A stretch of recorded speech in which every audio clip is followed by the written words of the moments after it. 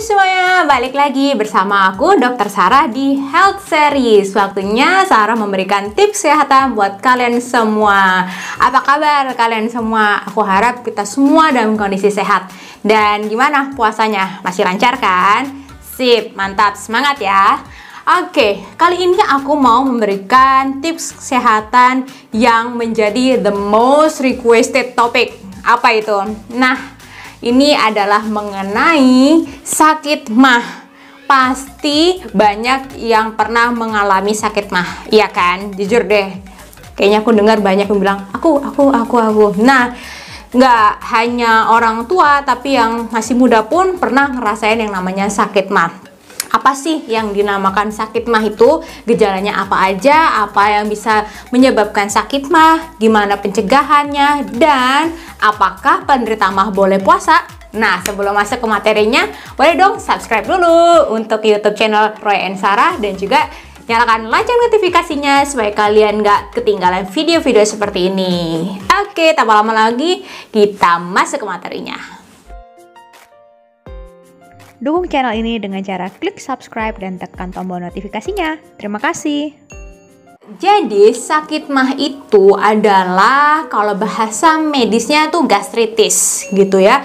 Jadi kalau gastritis tuh dari dua suku kata sih. Jadi gaster itu adalah bahasa medis dari lambung, dan itis itu adalah bahasa medis dari peradangan atau inflamasi.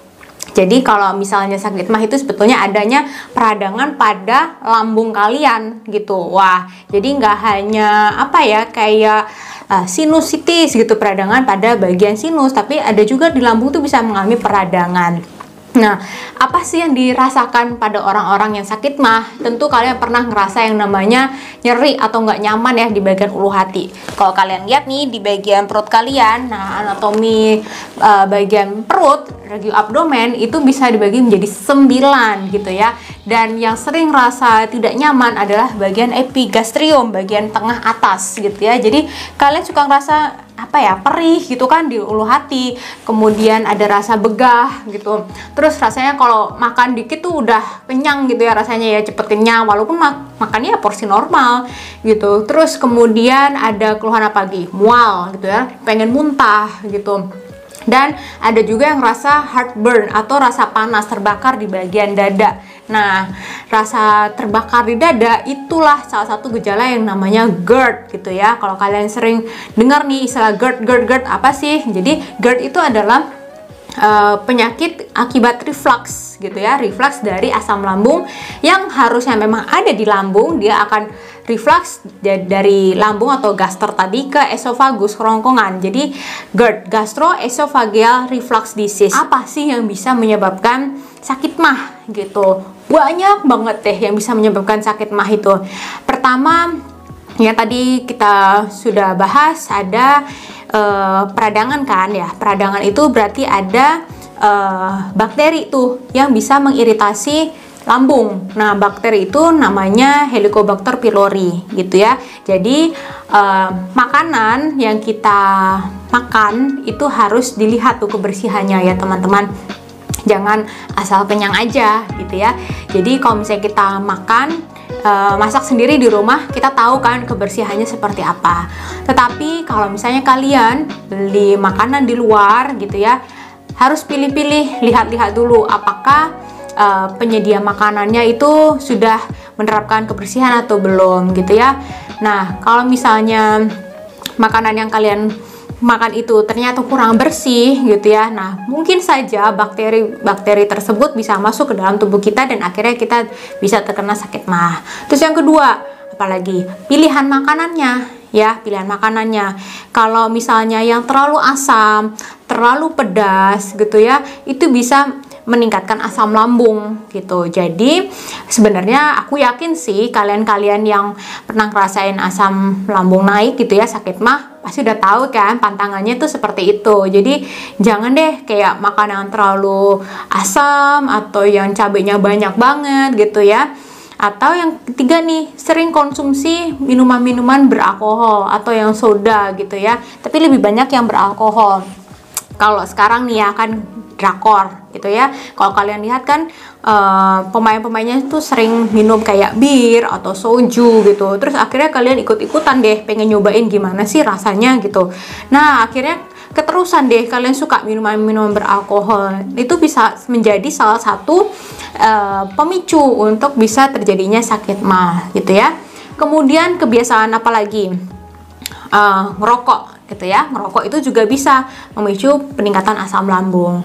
Kemudian apalagi kalau kalian misalnya pengaturan jam makannya nih. Nah, kadang kalian suka skip makan pagi atau skip makan siang gitu. Padahal dengan pengaturan jam makan itu membuat asam lambungnya menjadi terkontrol. Memang secara fisiologis lambung itu memiliki enzim pencernaan dan juga asam lambung. Fungsinya pertama ya untuk mencerna makanan yang masuk ya.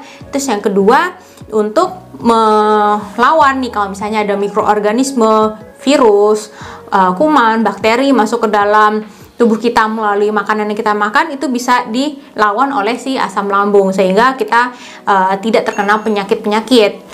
Oke, kalau misalnya pengaturan jam makan itu dilupakan, apalagi nih kalau kalian yang sudah sibuk dengan pekerjaan gitu ya, kalian kerja terus gitu, apalagi juga ditambah dengan faktor stres gitu ya. Ya kita punya sih masing-masing ya tingkat stresnya gitu ya, ada beban kerja tersendiri gitu.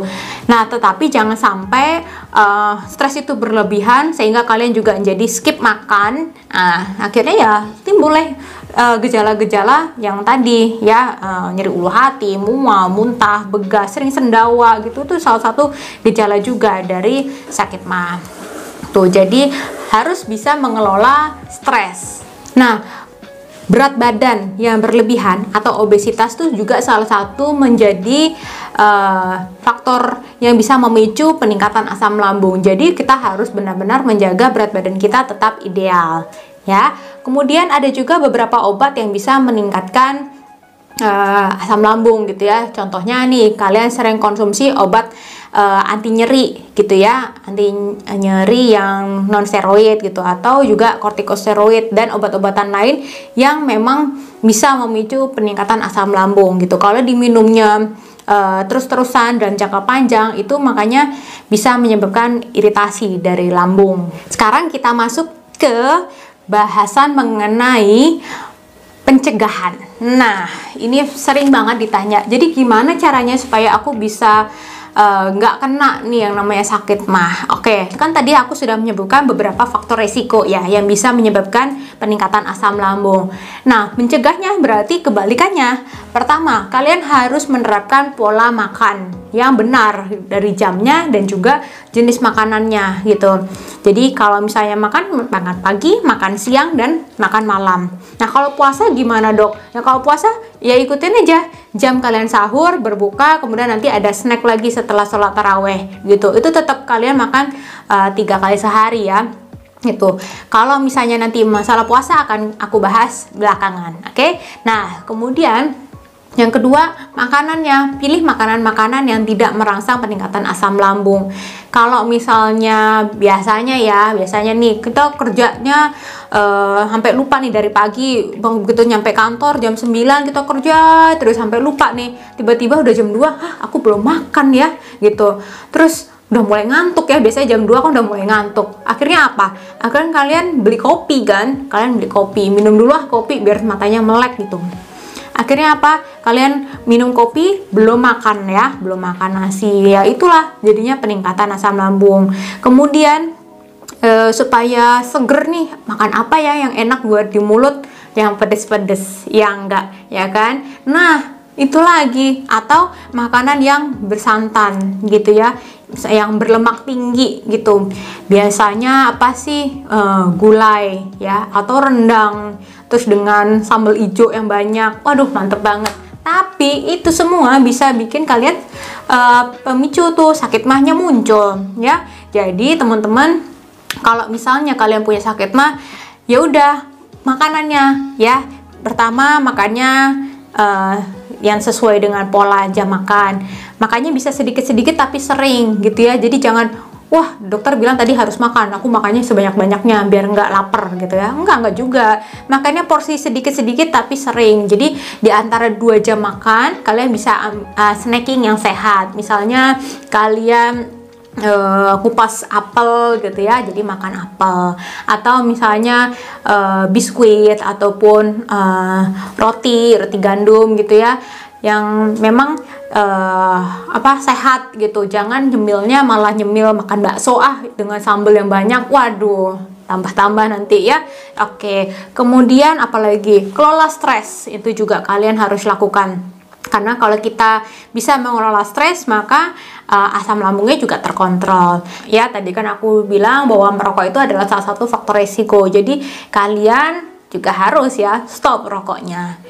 Kemudian apalagi yang bisa kalian lakukan? Olahraga. Yuk kita mulai olahraga. Jangan mager deh gitu ya. Karena kalau kita mager, maka yang namanya berat badan itu akan meningkat gitu ya. Obesitas tuh menjadi salah satu faktor resiko dari berbagai macam penyakit gitu ya. Kalau yang berat-berat, yang mungkin di video kemarin aku sudah bilang ya, ada namanya hipertensi, jantung, diabetes, stroke dan lain sebagainya. Nah, mah ini juga bisa nih dari obesitas. Makanya kita harus olahraga. Olahraga apa sih dok yang boleh untuk penderita mah? Sebetulnya sih nggak ada larangan ya, nggak boleh ini, nggak boleh itu gitu. Kita yang namanya olahraga itu kan adaptasi ya. Kalau kalian tuh belum pernah sama sekali olahraga, bener-bener pemula banget, ya udah kalian sukanya apa? Misalnya jalan kaki gitu ya, jalan kaki keliling kompleks. Kemudian kalian udah 3 hari nih udah jalan kaki, mulai dicepatin gitu ya ritmenya, jalan cepat. Kalau udah terbiasa jalan cepat, kalian bisa lari. Atau misalnya kalian bisa berenang, yuk berenang gitu. Atau misalnya aduh belum berani ya keluar rumah karena memang masih pandemi, yaudah yoga gitu misalnya di rumah. Kita ikutin video dari YouTube, kan sudah banyak banget ya video-video mengenai senam ataupun yoga ataupun olahraga lainnya gitu. Jadi kalian bisa olahraga tanpa ada batasan gitu ya. Yang penting kalau misalnya olahraga mulai dari olahraga intensitas ringan sampai sedang, dan kalau misalnya bisa sampai berat gitu, tapi itu pun juga harus diselingi gitu ya, 3 sampai 5 kali dalam seminggu dengan durasi yang minimal 30 menit. Biasaan makan habis itu tiduran gitu ya, langsung tidur gitu tuh juga bisa memicu peningkatan asam lambung. Jadi kalau misalnya kalian habis makan, ya kalian gerak-gerak lah gitu ya, jangan langsung kenyang nih terus langsung tiduran, keterusan deh sampai pagi ya. Dan yang terakhir kita akan bahas mengenai puasa bagi penderita sakit mah. Nah ini banyak banget ditanyain. Jadi kalau misalnya aku sakit mah boleh nggak sih berpuasa? Jawabannya adalah boleh gitu ya. Nah, bagi penderita mah memang kan ada yang namanya gastritis akut, gastritis kronik gitu ya. Jadi kalau aku tuh yang tiba-tiba atau yang baru muncul. Kalau kronik tuh kalian sudah sering mengalami gastritis ini berulang kali gitu ya. Nah, kalau misalnya kalian ini berulang kali mengalami gastritis gitu ya, sebaiknya memang kalian langsung periksa ke dokter ya, dan konsultasikan mengenai ada rencana untuk berpuasa gitu. Apakah kalian resiko ringan sedang untuk melakukan puasa, ataupun ini resikonya berat? Karena mungkin kalau misalnya kalian sering mengalami gastritis, maka akan terjadi luka di lambung, dan kalau sudah terjadi luka atau yang namanya tukak pada lambung gitu, itu bisa memungkinkan terjadinya perdarahan di saluran pencernaan gitu ya, dan itu sudah tahap yang sangat serius gitu. Dan makanya kalian penting sekali mengkonsultasikan setiap keluhan kalian ke dokter gitu ya. Jangan self diagnose atau self treatment gitu ya, katanya si ini sakit mah aku minumnya ini gitu, atau si ini kan sakit mah aku minumnya obat kayak dia gitu. Karena setiap orang itu treatmentnya berbeda gitu ya. Ada yang harus minum obat ABC, ada yang cukup dengan obat A aja gitu. Jadi setiap kalian ada keluhan sakit di bagaimanapun, langsung konsultasikan ke dokter supaya penanganannya tepat gitu ya. Dan kalian bisa membahas mengenai rencana puasa gitu. Tapi puasa itu masih diperbolehkan dengan catatan kalian kalau misalnya masih suka mengalami keluhan-keluhan nyeri ulu hati atau mual gitu pada saat sahur, kalian bisa tuh konsumsi obat-obat untuk pereda peningkatan asam lambungnya gitu. Nanti bisa dikonsumsi lagi setelah kalian buka puasa. Dan makanannya seperti apa? Makanannya jangan langsung wah aku buka puasa langsung makannya banyak gitu ya. Jadi makanya tetap dengan porsi yang normal gitu.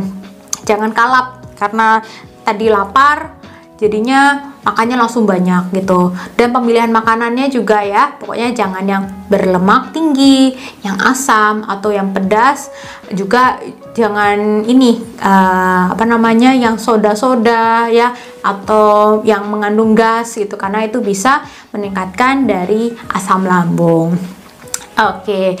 Nah, buah-buahan kan asem dok, boleh nggak sih? Nah, buah itu kan sehat ya, jadi dia tuh alami, mengandung apa? Mengandung vitamin A, vitamin B, vitamin C, kemudian juga dia mengandung serat gitu ya, dan juga ada antioksidan. Jadi sebenarnya buah itu boleh, tetapi pilih ya. Kalau misalnya kalian rasa ini terlalu asam, ya sebaiknya dihindari dulu sampai kalian betul-betul tidak ada gejalanya lagi. Kalau misalnya udah sembuh ya nggak apa-apa, dicoba dikit sedikit gitu. Atau pilih buah-buahan yang lain, kurma boleh, pir boleh, semangka boleh, apel boleh gitu.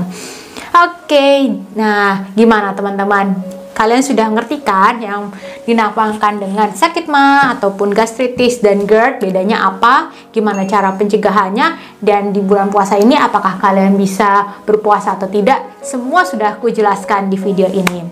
Kalau kalian suka dengan video ini, jangan lupa subscribe dan like. Dan share video ini ke teman-teman kalian, keluarga kalian yang membutuhkan, yang mungkin juga mengalami keluhan sakit mah. Semoga video ini benar-benar bisa membantu kalian. Sampai bertemu ya di next video. See you. God bless you.